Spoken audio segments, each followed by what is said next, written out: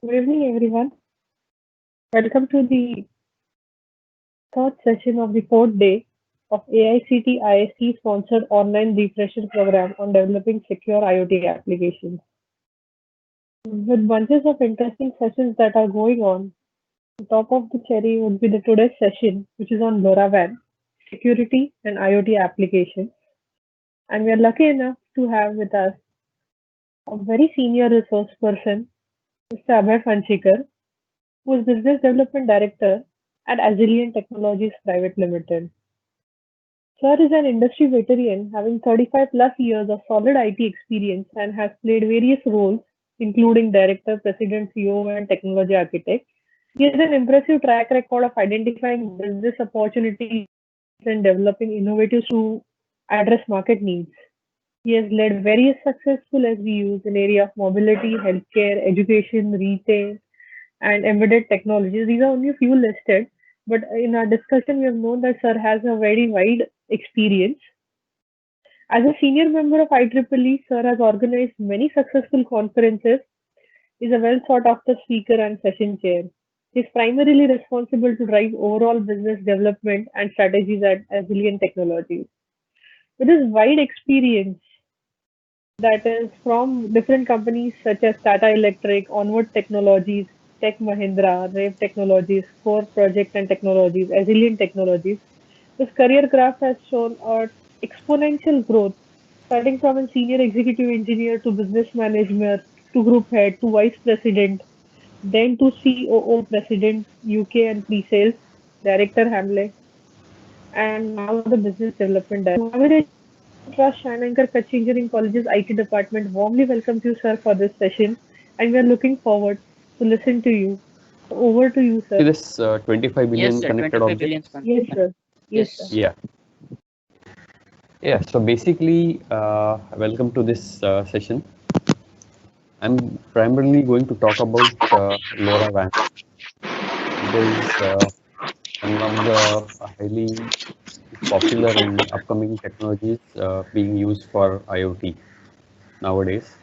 It's a very recent technology, and I'll also kind of uh, go through why this technology has come up and what are the advantages we get through this. So as mentioned over here uh, by the CEO of Cisco, that 25 billion connected objects by 2020, which actually is now becoming a reality, mainly because of COVID situation. Now everyone is come online and they have got connected. So out of these connected objects, a lot of devices have come on various kinds of IoT platforms, but primarily they are still using the Wi-Fi, and this Wi-Fi is bringing in limitations in terms of range and power, and the need for a different technology has been felt. So I'll go through the whole thing. So if you look at IoT applications, on the left side, as I've mentioned, you have air pollution, forest fire detection, and all of these are reality now. People are measuring these. Some of the other kinds of applications is, say, wine quality enhancing or offspring care or sportsman care. Healthcare devices are coming on IoT platforms in a big way. We have now seen people having wearable devices, or even geriatric or old age people wearing devices, and their status can be monitored by their children who are abroad, just to make sure that they are woken up in the morning, they are moving around, and all those kind of things. Primarily when in this kind of a situation, home help or physical monitoring was not so much possible. These kind of devices have helped.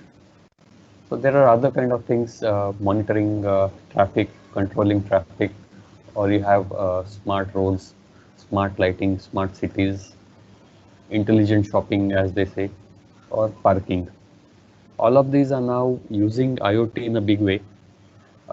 In the parking, they tell you which slots are currently open where you can park the car. They also tell you at which floor levels how many parking spaces are open, and all of these using standard technologies is becoming to be a costly affair. If you look at something like a smart city where you have smart lighting, you have a water meter monitoring or energy meter monitoring via devices. So basically, they are not sending someone to your home to take a reading. The reading is taken by some alternate mechanism, basically by sending messages over some kind of a network. Initially, some of those smart meter water meters leverage your home Wi-Fi. So basically, when the meter was connected in your home, it would connect to your Wi-Fi and then regularly update the messages. People were not so happy with it. Then the second thing that has come in is you basically download an app, and then when you click the photograph your meter, the SMS, it sends an SMS with the reading. But all of these are still manually intervened solutions. Something like an automated solution where you have your electricity meter or water meter having one small device which is connecting directly to the server of the service provider like BEST or Mahavitaran or any of those kind of people or Adani Electricity, and the messages reach over there. Now the traditional cellular technologies that we have are basically designed for broadband type of communication. Basically, what they look at is high volume data and high revenue from the device. So if you were to put a cellular chip into your water meter or electricity meter, the revenue from that chip would be very, very low because it may send data only once a month or maybe say once a day. And this is not something which attracts the telecom service providers. So cellular technologies basically are unsuited for low cost, low data applications. And existing wireless technologies, just as Wi-Fi or Zigbee, are basically not so good for broad deployment or coverage. Imagine in your building where the electricity meters are kind of below your staircase. Now at that particular spot, there may not be a good coverage of Wi-Fi reaching over there, and the Wi-Fi that is there will come only from say one of the neighboring flats. It's not like you put a device, a Wi-Fi device somewhere on the rooftop and then you connect that device via some other external mechanism. That is not possible. So to do that, there are too many gateways required. Like each and every electricity meter will have to be configured by the building secretary, and then the electricity company will also have to keep a tab of it whether the meter is responding or not. And it basically involves a lot of hops of data. So to overcome these kind of situations, there are technologies that have picked up. They all have the basic fundamental of low power, wide area, and RF range, and each of these have their own typical implementations. The technologies that have become popular are LPWAN, Sigfox, or Link Labs. They all fundamentally are the same, but their implementations vary. So basically, to come up with this challenge of low data rate communication and low power requirement, there's one platform that has really picked up in a big way, and LoRa is an implementation of that platform. It is called as LPWAN, Low Power Wide Area Network. So what this does is it basically connects to gateways and devices which are within 3 to 5 kilometers in urban areas and say greater than 10 kilometers in rural areas. So if you were to cover the Mumbai city, maybe setting up 10 gateways would be sufficient, 10 to 15 gateways. So a company like BEST, which has got lots of their own substations in various localities or their own offices in various parts of the city, they could simply put up a gateway tower on their own office building. Or these gateways are reasonably small in size. LoRa gateways are reasonably small in size. They can put it up in their windows also. And that way, you have a wide area covered with a very few number of gateways required. So automatically the management, the maintenance, and a lot of issues get covered very, very easily. The devices that talk to these gateways are now basically battery powered devices. Small batteries, something that goes in your watch kind of. Those cells are driving these devices and they are able to give you a life of 10 years. So if you put a LoRa attachment to your standard electricity meter, that meter will be able to communicate via the LoRa network, and that device will be available for a period of 10 years. So the maintenance cost is reduced. You don't have to send a person every month to take the readings, and the cost saving of all that will cover the capital investment for these devices and gateways. So this LoRa communication is basically optimized for low data rate connected objects. And it is based on an emerging standard called LoRaWAN. I've given the link over here, http://lora-alliance.org. So LoRa is an alliance of companies. There are about 400 to 500 companies which are a member of this alliance. I mean, all the electronic chip manufacturing companies, major IT companies, major telecom companies, and associated companies like utilities have joined hands together and they have come up with a standard of this kind. Now, if you were to reduce a device cost, then there are certain other things that people have struck off from the device features, the LoRa chip. So the LoRa chip is simply a communications chip which will allow you to connect to a LoRa gateway and transfer data. It does not have additional frills like GPS or other things. So you're not able to get a location of that device from that. Secondly, LoRa has made it very, very simple that they don't really want each device to be configured to show which location and where it is and all those things. So they are using something called as a triangulation. What happens is one LoRa device communicates with at least 3 gateways in the vicinity.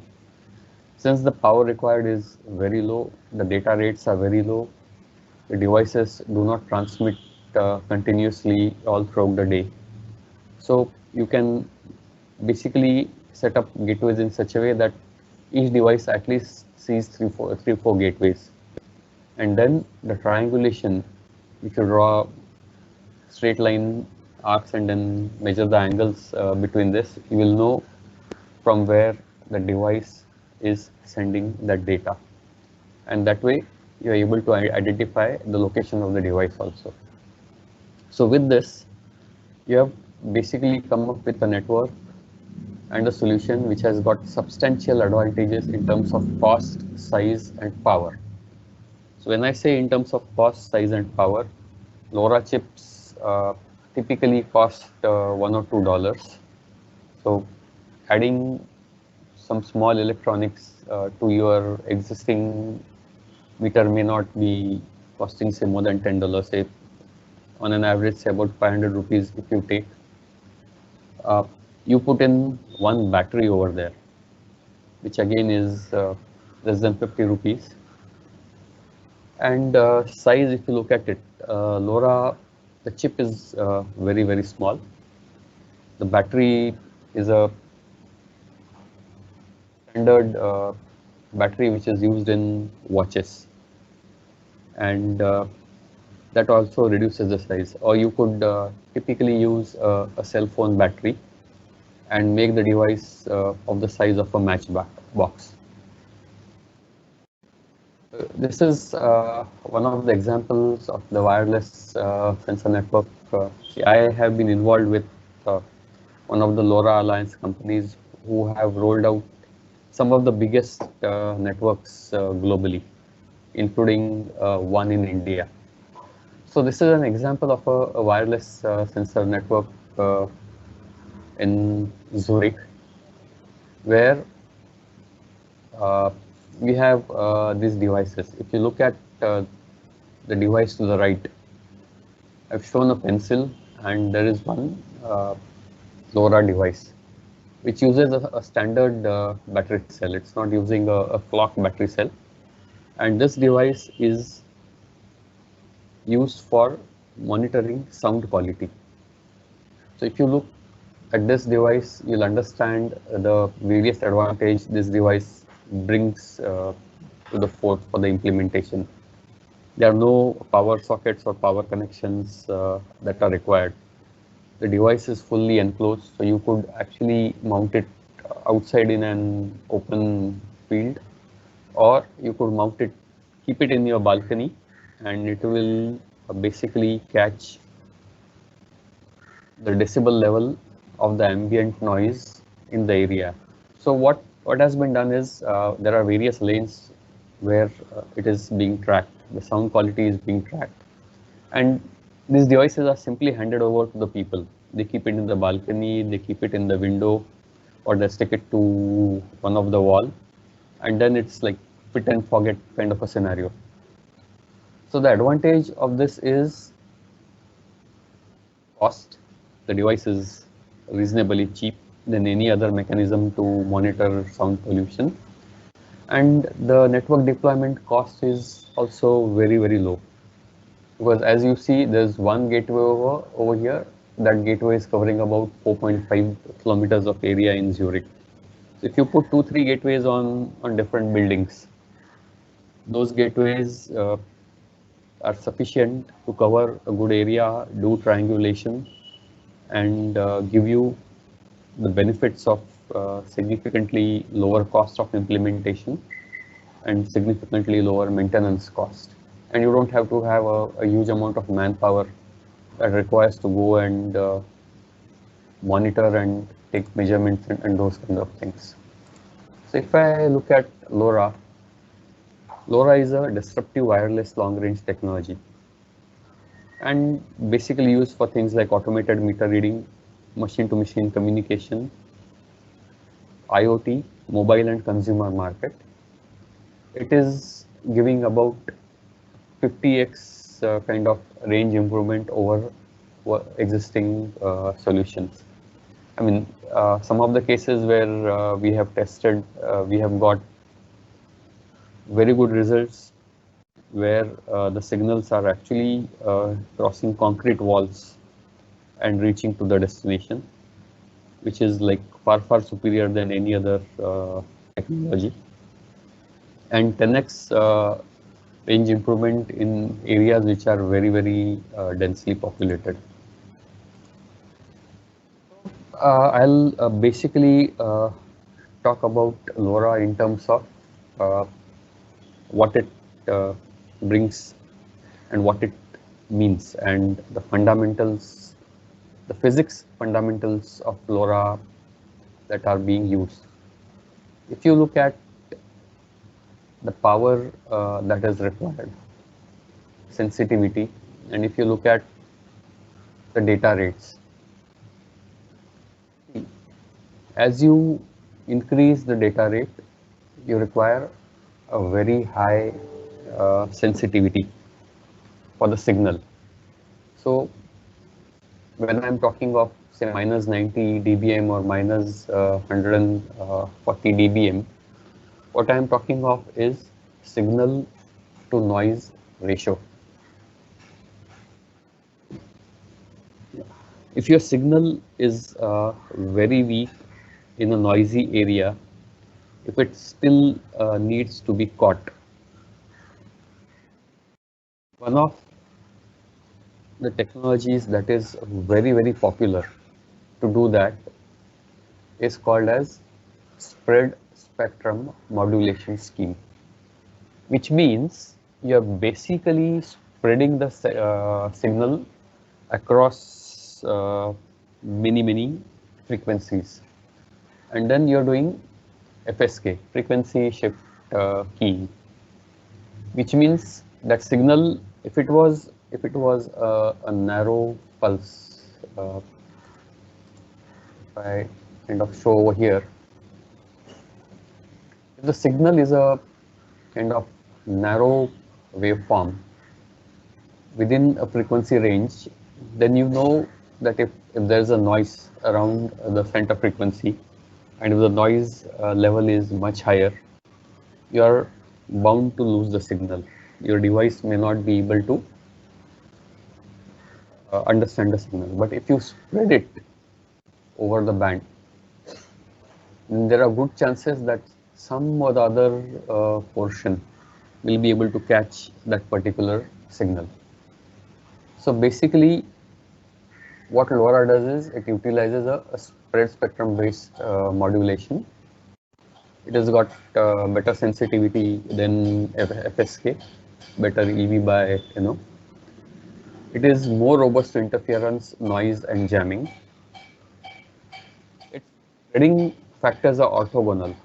That means multiple signals can occupy the same channel. If you have many devices transmitting in the same channel, they will be able to communicate and happily reside in the same channel. It is also tolerant to frequency offsets and Doppler effect. So when I say tolerant to frequency offsets, people who are working in the RF range and using, say, quads or crystal oscillators, they know how difficult it is to tune a particular device to a particular frequency. And every now and then, you really need to calibrate the device so that you get a good amount of signal strength at that particular frequency. The drift happens either because of temperature, weather, because of wear and tear, and many other things. The other thing is the Doppler shift. So if your device is moving, then as everyone knows, there's a Doppler shift that comes in because of the motion. And the frequency as sensed by the receiving device, it changes, or the signal also attenuates. Now, because we are spreading the whole signal across a frequency band, there's a good chance that we will catch this device. So basically, LoRa is operating very nicely within 10 kbps, and it is able to have a sensitivity of minus 40 dBm. So if you basically talk of 1 dBm, 1 dBm is 1 milliwatt of power. And when you go to minus 100 dBm, you are really talking of microwatts and nanowatts of power. So with 1 microwatt of power, we'll still be able to have that particular signal received in your receiver at a very long distance. That is the advantage that LoRa brings to the table. So when I'm talking of power, what do I mean? If you look at our cell phone, a cell phone has 4000 mAh battery, which means basically it is using 4 watts, 4 watt hour. And if your battery stays for a good 12 hours, you're basically having a 50 watt hour kind of capability battery. Now, if you reduce the power taken from that battery by 10,000, which means you're multiplying and getting say about 5 lakh hours worth of uh, power, and that results in a lot of life of the battery. Typically, LoRa devices also do not transmit continuously since they are used for measuring equipments, and their applications are limited to low data rate and low availability device transmissions. Like if you're wearing a Fitbit kind of watch and that is using LoRa. A Fitbit communicates to your cell phone on a continuous basis, but do you need that kind of a continuous communication? Fitbit itself stores your parameters into the memory and then keeps on communicating at regular intervals with your cell phone. Now imagine that same watch is able to communicate to a tower which is 3 kilometers away, which means you don't really have to carry your cell phone along. And this device that you are wearing, you could wear it continuously for months together without recharging the battery, and still you will be able to monitor your health parameters. That's the advantage of LoRa that you get. As I have mentioned over here, it is an optimized spread spectrum technique and very efficient modulation. You require very low energy. It carries the advantages of uh, a very good sensitivity, sub-zero signal to noise ratio, and orthogonal with other communications. It also, the way this technology has been implemented, it is able to lock very quickly to an incoming signal. And the other advantage is you can have switching power amplifiers for low power implementation. When I talk of switching power amplifiers, maybe I'll talk of it slightly later in an example. And it does not require very accurate frequency references because you are spreading your signal across a band of frequency. It does not uh, require. Uh, if I, yeah, I'll take example and then go back. So where it is being used. So if you look at these boxes, uh, these are garbage bins, very popular in many municipalities. They have been implemented all over many places in India now. The garbage bins communicate back to the station when the bin is full. So someday people don't put any garbage in it and the bin doesn't get full for 2-3 days. Or on some day someone comes in and then puts the whole amount of rabbit and other things into the bin and makes it full. And then people don't have storage space and they start uh, throwing garbage outside. So to avoid these kind of situations, uh, the garbage bins are fitted with uh, LoRa devices, which monitor how much filled the bin is and then keeps on sending messages. So even if these devices were sending messages every say 10 minutes, that is a sufficient indication for the central garbage collecting van. So when the bin is 3/4 full, it knows that uh, they have to send a vehicle to go and empty the bin. So this is what I meant by switching power amplifiers. So what do these devices do? These devices don't keep themselves powered on all the time. They simply have a timer. The device sleeps, and say every 10 minutes or every 20 minutes, the device wakes up, then it connects to the network, transmits the data, and then again sleeps. And in the sleep mode, with just a timer on and none of the other communication electronics powered on, the power required is still very less. So that's how you have switching applications are implemented with LoRa. So I'll talk a bit about LoRaWAN. So LoRaWAN is a fully network-oriented protocol. It's a bidirectional system, so you can actually send data and receive data.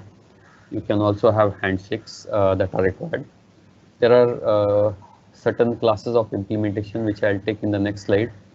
So you can do without handshakes also and still reduce the power over there. It's a standard protocol. So anywhere globally, if you take a LoRa device, it's the same. It's like TCP/IP. It will work in any network. It is secured end to end. So I'll talk about the security also. It is basically very easy commissioning. So either your device comes mapped with a network, or it's a device which is network independent, and you need to call up the network and give its address, and then the device comes online immediately. It has got built-in mobility. So if you are taking the device and traveling with it, it will connect to the gateway which is there. And LoRaWAN network itself is a highly scalable network the way it has been implemented. So one single gateway, I mean, the tests have shown that you have about say 250,000 devices connected to it very, very easily. So maybe if you're talking of 1 million devices within a municipal area and monitoring those kind of meters, you don't require a huge amount of gateways, and gateways that we have kind of bought off the shelf are costing us less than $2,000. So they are far, far cheaper than the cellular towers that you see. And these gateways can be implemented, they don't require a very good line of sight kind of tower where they have to be implemented. So fundamentally, LoRa is using radio frequency, and radio frequency has a good penetration. As you have seen, the radios that we use, they can be behind concrete walls, and still you're able to receive the signal. So this is these are the 6 pillars on which the LPWAN is based. The network architecture, as you see, is distributed and very simple. So you have end nodes. So you have applications like pet tracking, where if you have large farms, you put a LoRa device attached to the pet's collar or a hand, like you wear your Fitbits, and whenever the device moves around, it's tracked. So you know that the device is within a particular range, or you have smoke alarms, or you have water meters, or you have trash container. Nowadays, vending machines are also coming on LoRa, so you have a local intelligence built in the vending machine, and then it keeps on transmitting which all food packets have got empty, and that way they can call that particular vendor to go and fill up that vending machine. Also, that vending machine can be remotely controlled, so you can basically send you don't have to worry about whether a particular person has the key to open the vending machine, and the code can be set and reset remotely, and it can be made activated for a very small amount of time in which the person does it. So these are the end nodes which have a LoRa chip and some small intelligence built in. You have the concentrators or the gateways, and the beauty of these gateways is either you create a network of gateways that are there, so that suppose if you are to set up a LoRa setup from say Chembur to VT, and the distance is say 25 to 30 kilometers, and in dense area, the range that you are getting is about say 3 kilometers. You will have to set up say 10 gateways between VT and Chembur so that your packet reaches VT. And to be on the safer side, you may have to put in say another 20 to 30% more of gateways. So you'll end up with installing 15 gateways. But with LoRa and the way the architecture is defined, it can use any other transport layer as its backhaul for transporting. So what it does is basically you set up a gateway, and that gateway has a TCP/IP connectivity.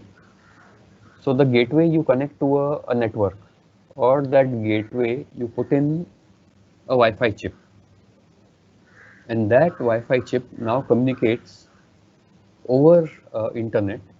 So suppose you set up a gateway in Shah and Anchor College, and you wanted the server, the monitoring server in Mumbai CST. You can have just one gateway, and that gateway can be connected to internet via any of the telecom service providers. Say it could be Jio, it could be Vodafone, it could be Airtel, and many of the gateways that are available in the market, they'll give you these options. The gateway can talk to another gateway, or the gateway you can put in a telecom chip, a GSM chip, and use that layer to communicate to transmit the data. So what happens is a typical water meter is sending say 20 or 30 bytes of packets. It's just simply sending a meter reading, or maybe a location reading if it's configured to send a location reading also. So you have say less than 1 kilobit of data, and that data, there are say 1,000 meters in your area. So you just have 1 kilobits of data, and 10,000 meters or 100,000 meters, you may end up having 1 megabyte of data, and that 1 megabyte of data can be transmitted very easily by using your cell phone or a SIM card. That is the kind of implementation that's very likely, and these are the implementations we have seen even in India and abroad, where people have used telecom networks to connect LoRa gateways. And then you have a network server. This network server does all the configuration, it monitors all the devices, it basically looks at all the packets, and it then sends to corresponding applications. So this pet tracking application would be kind of some farm that is using the trash collector application is the municipal authority that is using. So all of them are using the standard LoRa network that's available in the city.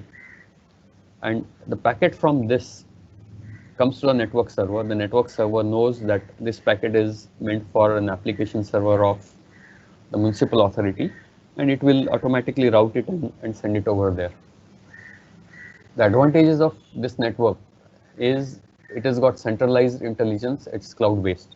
So you don't have to worry about the gateways. The gateways need to know the configuration, and the gateways need to hand over a particular device. There's a sign up of device that's required with the gateway. All of that thing is not required. There is no notion of connection or pairing of a device to a gateway. All these gateways do is they receive a packet, they send it via the backhaul onto the network server. The network server can stay in the cloud. So the advantage of this is many of the IoT applications cannot support connection-based systems. I mean, they don't want to have a lot of protocol where you are setting up a connection, you are setting up a session, and then doing some handshakes and then spending energy for that. They simply say, okay, we will transmit the data and someone should receive it. If if it is a scheduling kind of a scenario, then you'll require energy, more energy. You'll require things like handshake packets that are required to be sent. Now, all of this is not there. The third great advantage of LoRa is they are using a license-free band to reduce the cost of deployment and implementation. If you have your cellular 3G, 4G, the government sells those licenses at lakhs of crores of rupees, and the telecom companies take years and years to cover those costs.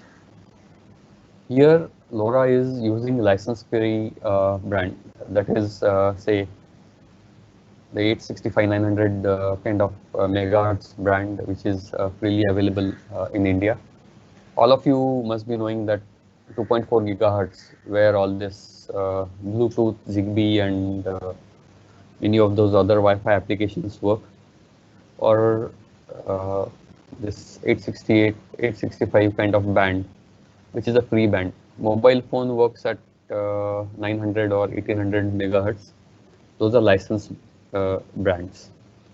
So if you are using a license-free band, you cannot really guarantee that a particular packet will reach in particular time, and then scheduling becomes slightly difficult. So all of those issues are taken care of by this LoRa architecture. So they have three classes of devices. Class A is basically battery-powered sensors kind of implementation, as I had shown the trash can application. Over here, what this device does is it simply wakes up and transmits. It is not having any downlink communication, so it does not wait for an acknowledgement whether a particular packet has been received or not. So if you have a class A kind of implementation, all you do is you build a device which will transmit on a particular frequency with a particular signature, so that you're basically talking to your network, your LoRa network, and that's it. You don't have to worry about any sign up, any authentication, whether the packet has been received or not. And then these kind of implementations, then they take care of whether packet has been received, lost, and those kind of things. So when you have these devices, what you tell is to these devices, you transmit the same data maybe 3 or 4 times. That will ensure at least one of that packet goes to the destination. You have class B devices, which are beacon kind of devices. They actually communicate and then wait for an acknowledgement of the packet, or they are receiving data from the server, from the gateway. So this is a two-way communication, but they work like a beacon. A beacon, as you have seen, is on for some time. It transmits at the time, receives data, and then goes off for some time. So they are based on slotted communication, and that's synchronized with your network where it gets implemented. I'm not going to get into much of these details, but basically when you implement a class B solution, this device will be on for some time, and it will try to listen to the packets that are coming from the network. So that way you have advantages for these kind of class B devices, as I said about vending machines and those things, where you are getting certain commands from the LoRa service provider, and those commands may be to change your security code, or maybe to switch something on, and those kind of things. And then you have class C devices, which are generally mains powered actuators, which are like gateways and all those things.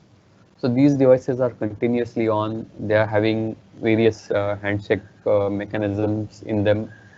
They're sending and receiving data. They are also acknowledging packets and those kind of things. So the advantage of LoRa is you can have all kinds of implementation, right? From say class A, B to C. As you see over here, class A devices are used by the garbage bin, trash bin kind of implementations. Class B devices are used by uh, watering and sprinklers kind of applications. Many of the sprinklers actually turn on at regular intervals and then they turn off at uh, those intervals. So in those kind of situation, you can still go by class A, but uh, many of the sprinklers and other situations are kind of remotely driven. If the outside weather is very hot, then they turn the sprinkler on. If it is kind of damp or if it has rained a bit, then they may not turn the sprinkler on at all, or they may keep the sprinkler on for very few minutes as opposed to a much longer duration. So all that control is being done by the servers, which are monitoring the outside ambient temperature. And over there, class B devices are used. Class C devices are kind of say automated street lighting kind of solutions. In the night, if there's a lot of traffic that's happening or signals, you are basically sending continuous data. And all of these applications that I'm talking about are applications that have been implemented. They have been implemented in India. Uh, Tata Communications has rolled out a big LoRa network. Last I knew, it was operational in about 52 cities. There were more than 5,000 gateways that were operational, and many kinds of applications and devices were being used. There were municipalities which are using these trash can devices. There are malls that are using rat catching devices. So basically, when a rodent is caught in a mall, there are regulations which says that that particular animal has to be disposed of within a particular amount of time. And in non-LoRa situations, you have a person who's actually moving around and monitoring those devices. There are also penalties that if something is caught and if it is dead and if it starts decaying, and if such a thing is found, then the malls are kind of fined. So with LoRa, they are now able to immediately get a signal that, okay, there's a rodent that has been caught in this trap. So basically dispose of that animal. So these kind of implementations are there. There are certain implementations which we have seen in China, I mean, where my team has been involved in implementing them. What the city has done is like that municipality has their own offices within the city. So they have put up a gateway on each of the building and using it for water meter reading. So they have done aware their dependence on any telecom provider, and that way they have reduced their cost significantly. They also don't have to send people to do water meter reading. So these are the kind of implementations that I've done. Now, one of the other advantage of LoRa that I'm going to talk about is something called as an adaptive data rate. So what does an adaptive data rate means? It simply means is you should still try to conserve power in your device. If your data rate is high, uh, that means you're able to transmit your data very quickly, and then you can shut down your device. If your data rate is high, but your signal level is very low, if your RSSI the signal that you are basically connecting with you and the gateway is because of maybe outside interference, rain, lightning, and whatever it is of low quality. Then if you try to send a high data rate transmission, it will not be received at the end. And you will keep continuously sending high data rate transmissions. You will keep your devices on for a longer period of time. You will put in more power. To avoid that, what you should do is you basically transmit at low power, but transmit at a very low data rate. That way, it is easy for the gateway to capture each and every bit and then assemble the packet. So identical devices in different locations might use different data rates and different power. So LoRa allows you an adaptive data rate kind of an implementation. So you have 12 channels within your network, and these channels are configured for certain bit rates. So if your gateway is say as far as 14 and 15 kilometers, you're still able to transmit at 244 bits per second and still get your data across.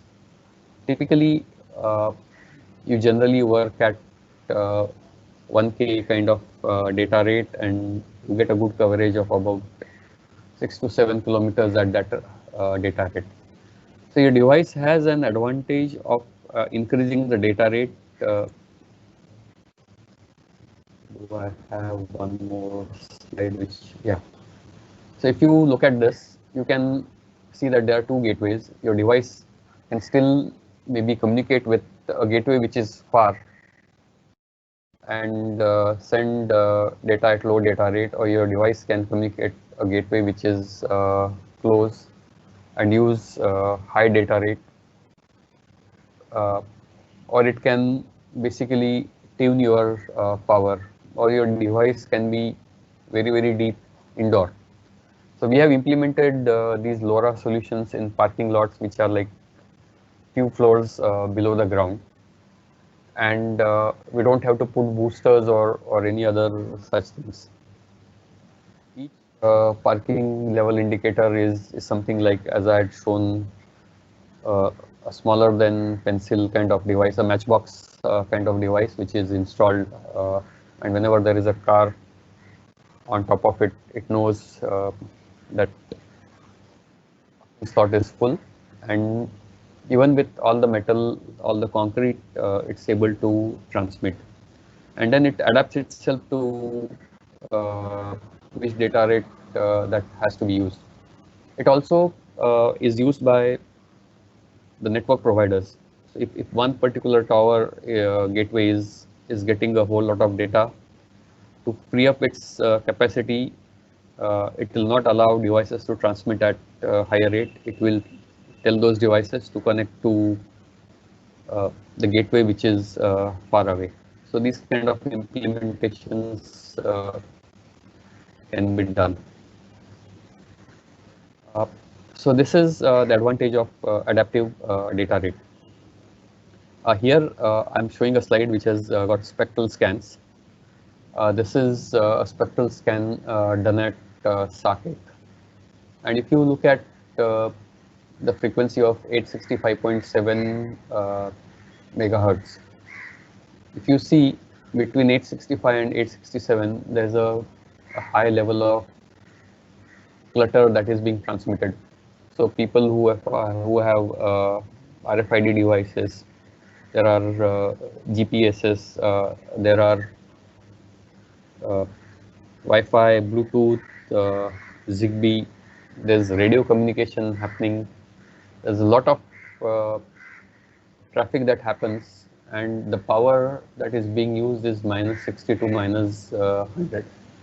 If you see below 120 dBm, there's absolutely nothing. This is completely blank. And if you have a device which is able to even catch the signal which is transmitting in this less than minus 120 kind of an area, you will see that this area is uncluttered. And as I had mentioned, LoRa is able to catch signals at minus 140 dBm. So very low power transmission also can be kind of caught. So even if your channel is full, if you find a small gap and if your power is as low as less than 120 dBm, you will be able to catch. As I had mentioned, ADR is good for network. If your gateway is fully loaded, it will switch your devices to a slightly distant device and allow you to transmit at a lower data rate. And ADR is good for end device also. If it has got a signal, a strong signal from a gateway nearby, it will quickly send all the data and then shut itself off. Or if it's not getting a good radio channel and there's a lot of disturbance, it will reduce the data rate and ensure that the packet is transmitted. So the LoRaWAN channels, okay, I've mentioned Europe over here, but these are the same channels for India. You have 863 to 870 megahertz, and you get about 12 channels in that, with 5 kilohertz difference. And you typically configure those channels for 250 bits per second to 5.5 kilobits per second. So you can transfer at these rates and have your data. Now, in terms of encryption and authentication, LoRa has got two types of security. They are all 128-bit security, AES authentication, and the device authentication is with the network server. So if say Tata Communications is the LoRa service provider, or maybe Mumbai municipality is the LoRa service provider, this device will have one authentication key which will ensure that the packet goes to the network server. But the network server will not have the second application authentication key. It's called as secure payload encryption. So the network server will be able to decipher the packet only to understand the destination where it should go, and then route the packet to the destination server. It will not be able to decipher the data which is there in the packet, because the data is again encrypted with a second authentication key, and the second authentication key resides on your implementation server. So as say Shahan Anchor College, if I'm having a server which is at some remote location and I'm collecting all the data and I'm using the Tata Communications transport, then the Tata Communications transport will be able to receive my packets, or it will be able to receive all the packets, whether that particular device is configured for Tata Communications or no. So LoRa network receives all the packets, and when it knows that the packet is not for its network, it's not able to decode it. When it knows that the packet is for its network, it is able to decode the packet, and the only thing that it is able to decode is to find the destination where it has to be sent to, and then it actually sends it to those sent destinations. I'll not go into much more deep in how activation is done, but activation is very simple. There's a 32-bit identifier stored in the device. So when you buy a LoRa chip, if you are making your own devices, you simply buy a LoRa chip. That LoRa chip will have a 32-bit identity, and you'll also be able to set your own 128-bit network security keys and application security keys. The network security key will be provided by the network, like the Tata Communications or the municipal authority, or your own network if you are setting up. And the application security key is something that you talk to your own application, to your own server, and get those keys for them. So those keys can be put in your chip very easily, and then your device is kind of online. It's very easily done. The advantage of these LoRa modules is you can even update them over the air. So when we have implemented devices with LoRa network, we have put in some kind of a configurable memory into that, which then allows us to update the software in those devices over the air. So we are using the LoRa network itself. Those are not class A devices. Those are class C devices because bidirectional communication is there. But then we kind of update the software in those devices. So that kind of implementations also we have done. And your device is personalized at the time of production, and you can activate it on any network. I'll not go into much of those devices, but over here, if you see this picture, we have got LoRa gateways, which are very, very small. So it's a gateway as small as a Wi-Fi router that we have in the house. Or we have a gateway which is very big, as you see in the cellular tower.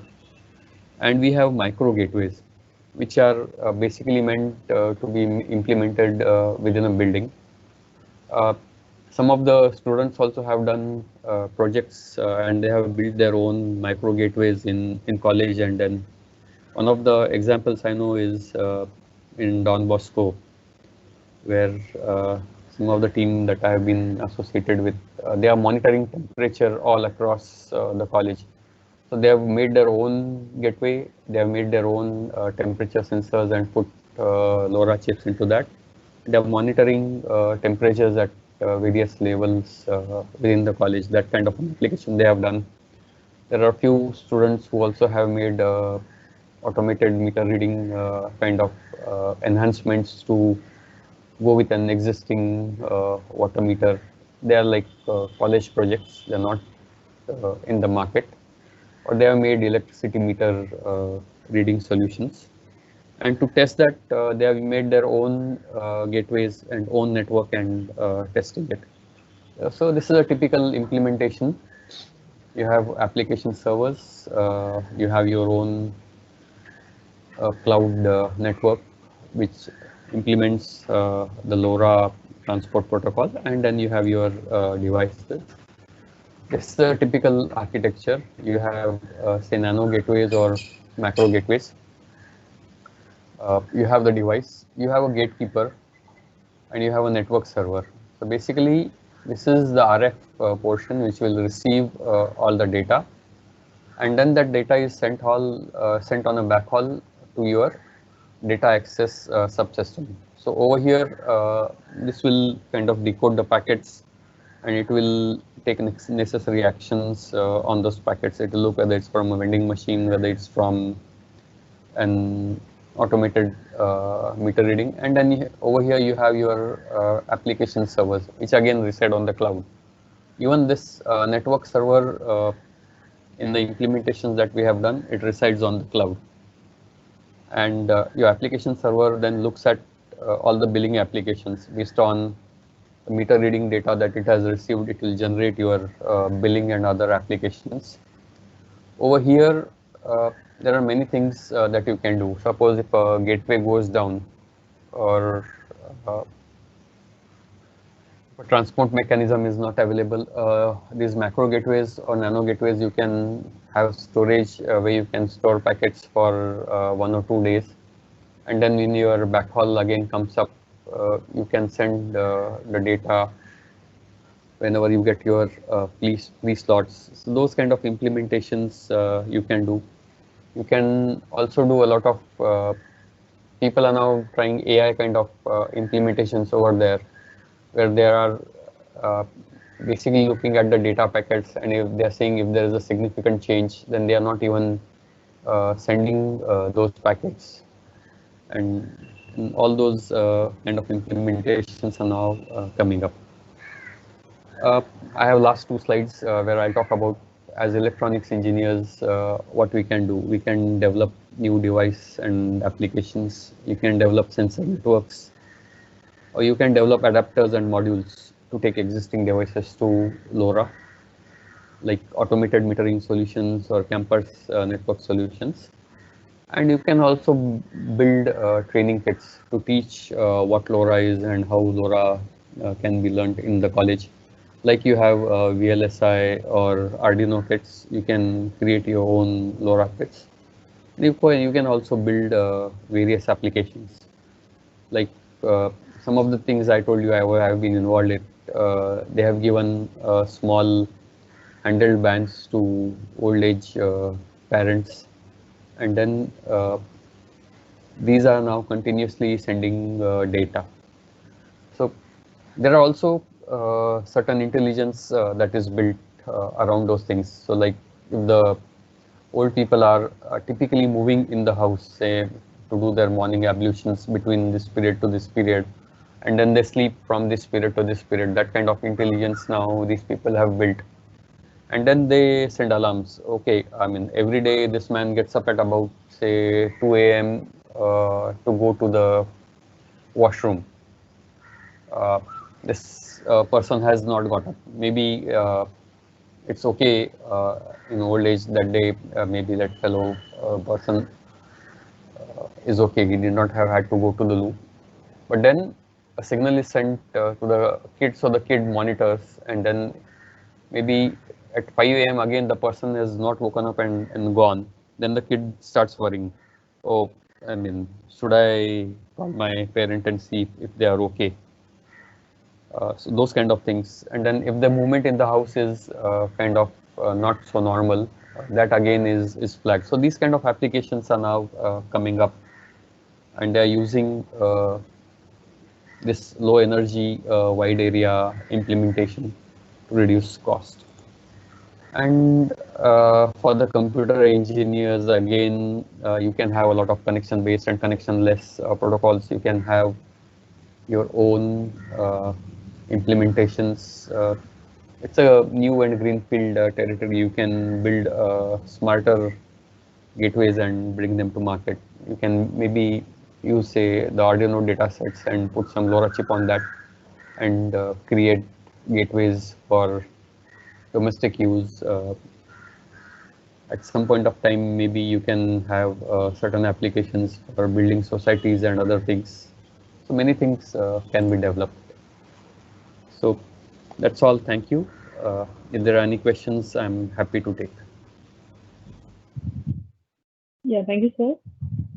There are a couple of questions. So Dr. Anil Kare is asking, does it guarantee message receipt? Well, as I had said, that it does not guarantee message receipt if you are in a class A kind of implementation. See, these implementations that I'm talking about are looked at from an energy standpoint. So the garbage bin kind of implementations, people are not so much worried whether there is a message that has been received or no. But if you have a class C implementation, the class C implementation involves handshake. So you will basically get an acknowledgement back whether the packet has been received and whether the packet has been properly received or no. And then it may ask you to retransmit the packet. So yes, both these implementations are there.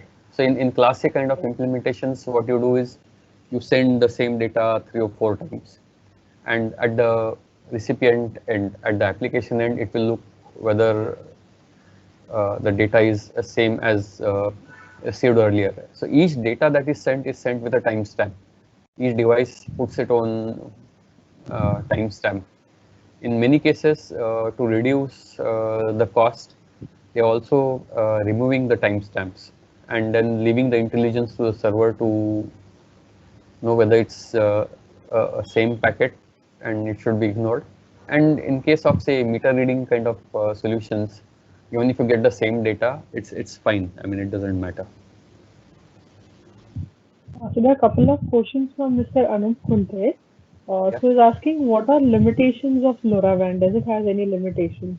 Yeah, limitations, as I mentioned, see, number one, it's a new technology. So we don't know how many companies will really adopt it, and whether we will see it percolated all across. But whatever implementations that I have seen, they are very promising. Tata Communication. The other competing technologies to LoRa are say NB-IoT or that is narrowband IoT or something. They are using the existing cellular infrastructure, and to use a cellular infrastructure is costly on power basically. So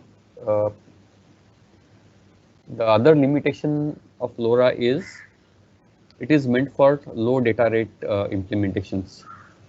So basically devices which are not transmitting a huge amount of data. It is not like you're trying to set up a video call and then use LoRa for that network. No, it's not done. It's basically meant for wireless sensor networks and other implementations where you don't require very high data rate transmission. You don't require an acknowledgement immediately. So even if you have meter readings, or even if you have certain devices that require acknowledgement, if you're okay to get that acknowledgement after 1 minute, you should be good. And those kind of implementations are done on LoRa. Yeah, so LoRa, Oh, the implementation is data rate. kind of this is already answered by you, but still, if you want to add something, so Mr. Anup Kunte is asking, can we build private networks using LoRaWAN, and what Yes. are different barriers? There are absolutely no barriers for building your own networks. You can go on the net and buy LoRa chips that are available. Typically, as you know, in India, electronics market is slightly skewed in terms of getting these devices, but these devices are available on international networks. You can simply order them and they get shipped to you. The cost is not very high. You can download LoRa protocols and LoRa implementations from the LoRa Alliance, and you can create your own network. I know of few implementations where people have created their own private network, and one of the good implementations that I know in Mumbai is students and staff in DB IT Don Bosco Institute of Technology, Kurla. They have implemented their own private network and they have put in their devices. They have also made certain other devices like RSSI monitoring devices. So whenever you set up a gateway, they have made this device to monitor what is the signal strength and quality of the gateway over there. Yes, so private networks can be set up. You have no license limitations, so you don't have to tell any telecom authority or government or anyone that you're transmitting on this frequency. The 863 to 870, you can choose your frequency and then start transmitting. You can do it. Okay. And one more final from Mr. Anup Kunte, the last one I'm taking. Okay. For battery powered devices, it is temporary mode switching between lowest power, bidirectional to lowest latency, bidirectional possible. See, basically you don't make those kind of devices. You need this low power or high power modes if you are having continuous communication, bidirectional communication, as you have mentioned. But many of the devices that we come across, see if you have these the two examples that I took, garbage bin, it is just transmitting, or the sprinkler where it is transmitting and receiving. Those kind of devices, you don't really require too much of adaptive data rates or too much of power management. Your simple batteries will work. But if you are trying to create your own micro gateways, nano gateways, or trying to build in more intelligence, and you're trying to have continuous communication in those, then these kind of implementations are helpful. So the implementations that we have done, we actually either have switched off the battery. So we basically wake up the device at regular intervals and transmit and then sleep. But we are not doing really where we kind of reduce the power that is taken from the battery, but that's easily possible. Anchor Engineering College. I express gratitude for sharing your thoughts. And I remember I've attended a lot of sessions which you had taken earlier, and we have always gained a lot of insights from your session. Kindly accept this memento as a token of appreciation, as a token of gratitude from Science Anchor Engineering College, sir. Sorry, I missed you, the last line. So kindly accept this virtual memento as a token of gratitude Okay. from Science Anchor Engineering College. And we had attended a lot of your sessions earlier in the college, and all of them were really insightful, fruitful. We had learned a lot from you. Thank you so much, sir. Thank you for this. Happy to know that you enjoyed my sessions, and yeah, feel free to ask anytime. I'll be happy to take more also. Not a problem. Okay, thank you. Thank you so much. Thank you, everyone. Yeah. Yeah, okay, bye.